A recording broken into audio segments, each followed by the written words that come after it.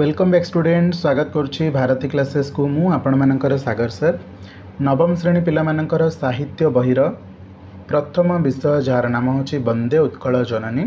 Actually आम जेहेतु दशम श्रेणी रे भी वंदे उत्कल जननी अच्छी तेणुक मुझे गोटे वीडियो ही अपलोड करती आशा करती सब पिला देखने बोली बट पिला माने कमेंट रे जनइले कि सर आमर क्वेश्चन आंसर अलग अच्छी तेणुक पुणी थे नवम श्रेणी पिला वंदे उत्कल जननी नहीं आसूँ जहाँ रचना कर कविताटी को कांत कवि लक्ष्मीकांत महापात्र कवितार सार कथा माने विषयटा को भल भाव बुझा एवं माने कविताटा को आम गद्य आकार बुझाक चेष्टा करवा जहाँफल आम यार लंग क्वेश्चन आसिले कि सरल अर्थ आसिले आम यहाँ भलरे बुझाई डिस्क्राइब करके लिखिपर।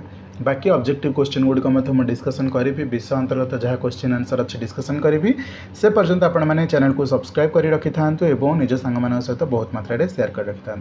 चलतु सीधा सड़क जा कवितार सार कथा को प्रथम कौन लिखाई देख पिला माने ना कवितार घोषा पदरे कवि उत्कल जननी वंदना गान करिसेंती निज मातृभूमि को नमस्या देवी भाव में अभ्यर्थना ज्ञापन करिसेंती विभिन्न विशेषण रे विशेषिता करिसेंती कवि योग्य संतान भाव में कहिसेंती हे उत्कल जननी मु तुमर वंदना करुअछि। वंदे उत्कल जननी माने कौन उत्कल को बा ओडिशा को माँ सदृश ए विषय नि बा कवितार नि वंदे माने वंदना करा जाउछि काहा को वंदना करा जाउछि माँ ओडिशा को बा ओडिशा माँ को वंदना करा जाउछि उत्कल जननी को वंदना करा जाउछि।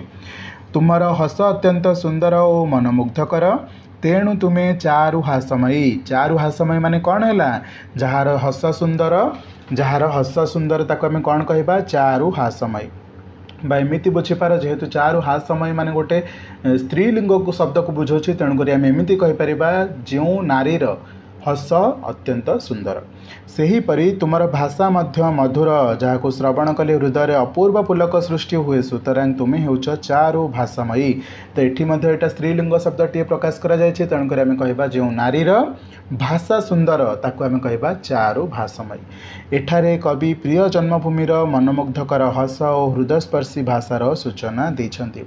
कवितार प्रथम स्टांजारे बा प्रथम घोषापदरे कौन सूचना देइछन्ति ना जन्मभूमिर बा उत्कल जननीर मनमुग्धकर हस एवं हृदयस्पर्शी भाषार सूचना देइछन्ति। द्वितीय पद को जा कवितार प्रथम पदरे कवि जन्मभूमि को संबोधन जणाई कहते हे उत्कल जननी तुमर शरीर अत्यंत पवित्र अटे जहाँ को केबे भी अपवित्रतार कालीमा स्पर्श करिपारिबो नाही। प्रथम पदरे आहुरी कौन कहते शरीर को लेकिन जन्मभूमिर बा उत्कल जननीर शरीर होची अत्यंत पवित्र जहाँ को कौन सी अपवित्रतार कालीमा स्पर्श करिपारिबो नाही बा छुई पारिबो नाही कारण तुम शरीर को सदा सर्वदा पवित्र महासागर विधौत करुछि। कहार शरीर को सदा सर्वदा पवित्र महासागर धोई दौछि ना उत्कल जननीर शरीर को पवित्र महासागर विधौत करुछि बा धोउछि सदा सर्वदा बुझीगला। पुणी कौन कहुच्छी तुमर शरीर सागर बेष्टित तुम शरीर रे अनेक सागर अच्छी बा बही जाउछि सेही सागर तीरवर्ती बा सेही सागर कूल से कूल तीरवर्ती अंचल बा सेही कूल अंचल ताल तमाल वृक्षराजी सुशोभिता ताल गछ आम जाचे सेमती तमाल गोटे गछ अच्छी वृक्ष अच्छी ताल तमाल वृक्षराजी बा गछ गुड़िक शोभा पाउछंती सुशोभिता। तुम देह को पवित्रकृत करी प्रवाहित हेउछि अनेक नदी सेही नदी मानकरे स्रोत निर्मल अटे तुम देह को पवित्रकृत करी बा तुम शरीर रे जो तुम पवित्र शरीर रे जो नदी गुड़िक बही जाउछंती सेमाने मध्य निर्मल अटंती जहाँ को शुभ्र स्रोतस्विनी भाव में विचार करा जाई परिबो। सेही नदी जल को स्पर्श करी प्रवाहित होथिबा मृदु समीरण जलकणा संयुक्त हुई शीतल मध्य होइथाय अर्थात से नदी जल को स्पर्श करके जो शीतल समीरण बा ठंडा पवन धीर ठंडा पवन जलकणा संयुक्त होई नदीर जल एवं पवन जेतेबेले टच करूछंती बुझौछि माने धन्य एटा होछि नदी जेतेबेले शीतल पवन बा मृदु समीरण मृदु माने कौन धीर समीरण माने कौन पवन धीर पवनटा ये नदी उपरवर्ती देखी गला बेले जो जल कणा गुड़िक अच्छी से स्पर्श से गुड़िक शीतल होता है आउ सही सुशीतल वायु स्पर्श प्राण को शीतल कर आम प्राण को जितेबाला स्पर्श करे से शीतल वायु छुए जितेबाला से वायु आमको शीतल कर दिए, आमको ठंडा कर दिए। बुझी हो आशा करुँची बुझा पड़ुथिबो। नेक्स्ट आम कौन लिखा बा कौन बुझा नेक्स्ट आम हे उत्कल जननी तुम्हें अंगे अंगे सुशोभित घन बनानी, अर्थात तुम अंगरे बा तुम शरीर बा उत्कल जननी भितर अनेक बनानी अच्छी। घन बनानी माने कौन घंच जंगल शोभा पाउछि। से निघंच वनराजीर अपूर्व श्री रे तुम्हें सुशोभिता। से ही घंच जंगलर बा घंच बनानीर सबुठु उपरे तुम्हें शोभा ही पाउछ। नील पर्वतमाला समतल भूमि उपरे एपरी दंडामान होई रही थांती। नील पर्वतमाला माने कौन पर्वत गुड़िक, नील पर्वतमाला माला माने कौन पर्वत गुड़िक समतल भूमि उपरे एपरी दंडायमान होई रहिछन्ति, एमिति छिड़ा होइछन्ति जाहाकू देखिले सेगुड़िक समुद्रर नील जलराशि उपरे उत्थित नील तरंग भली प्रतीयमान हुअन्ति। जदि आमे समुद्रर जलराशि को देखिबा, समुद्रर जलराशि गुड़िक केमती उथल पुथल थांती, एमती ढेउ ढेउका होइकि आसिथांती। कौन एगुड़ाक पर्वत श्रेणी भली देखा जाउ नाहांती कि निश्चित भाव में देखा जाउछन्ति। जदि आमे नील पर्वतमाला गुड़िक समतल भूमिरे दंडायमान हवा अवस्था देखिबा, सेगुड़िक आमे कहा सहित तुलना करछे ना समुद्रर नील जलराशि उपरे उत्थित नील रंग भली बा नील तरंग भली उठिथिबा नील तरंग भली प्रतीयमान हुअन्ति। बुझिहेला। समग्र भूभाग अर्थात नभ जल स्थल विभिन्न पक्षी मानकर काकली रे परिपूर्ण अटे। जदि आम पूरा भूमंडल कथा कहवा, सेठी नभ माने आकाश, जल माने जल, स्थल माने कौन भूमि, सबुठी पक्षी मानकर काकली अच्छी बा पक्षी माने चेंचे शब्द करुछन्ति। अर्थात सुंदर सुंदर पक्षी मानकर कलरवरे चतुर्दिग मुखरित हेउछि, चारि पार्श्व आमर मुखरित हेउछि। तेगुड़ाक बुझी होउछि। चलंतु नेक्स्ट कौन कहिछि देखिबा। नेक्स्ट कहुई हे उत्कल जननी तुमर दिगंत विस्तारी खेत गुड़िक शाली धान रे सुशोभिता। शाली धानटा यहाँ गोटे स्पेशल कैटेगोरीर धान को बुझाए। ओके, तुमर दिगंत विस्तारी खेत गुड़िक शाली धान रे सुशोभिता। ज्ञान और विज्ञान होउछन्ति तुमर नेत्रद्वय। यहाँ परीक्षार आसुछि उत्कल जननी दुई नेत्रंकर नाम कौन बा दुईटी आखिर नाम कौन, गोटे हूँ ज्ञान आ गोटे हूँ विज्ञान। ज्ञान और विज्ञान द्वारा समुज्ज्वल नेत्र विशिष्ट अनेक कृति संतानर तुम्हें जन्मदात्री। अर्थात जदि ज्ञान और विज्ञान ताहार दुईटी आखि है तो ही ज्ञान विज्ञान समुज्ज्वल नेत्र विशिष्ट कृति संतानर माँ किए हम, यही उत्कल जननी हेब। अर्थात उत्कल जननी बा उत्कलर संतान माने ज्ञान और विज्ञान बल यशस्वी हो पारिछन्ति। उत्कल जननीर संतान किए आमे माने केउथिरे यशस्वी होइछे, ज्ञान विज्ञान रे। बुझी होची। पुनश्च जोगी ऋषि एठारे कुटीर करी सेमानंकर मंत्रपुत ध्वनि रे भूभाव को पवित्र करिछन्ति।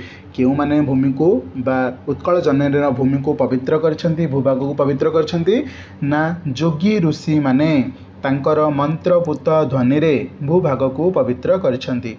पुणी कहउछन्ति हे उत्कल जननी तुमे होउछ मंदिर मालिनी।